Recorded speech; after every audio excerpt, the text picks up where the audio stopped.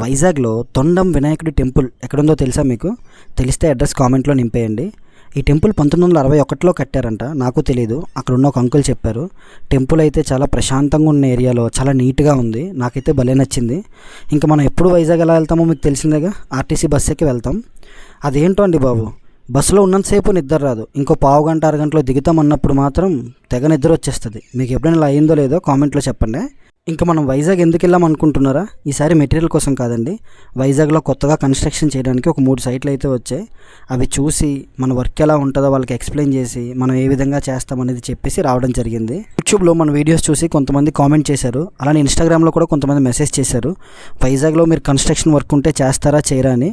వైజాగ్లో వర్క్ ఉంటే కంపల్సరీగా చేస్తామన్న house construction work. Okay friends, ఫైనల్గా ఒక్క మాట, మనం ఎక్కడికైనా బయటికి వెళ్ళినప్పుడు కంపల్సరీగా జోబీలో చిల్లర ఉండాలి. లేకపోతే ఆటోల దగ్గర, ఆర్టీసీ బస్సుల దగ్గర చాలా కష్టం. వీడియో నచ్చితే ఒక లైక్ చేయండి. జై హింద్.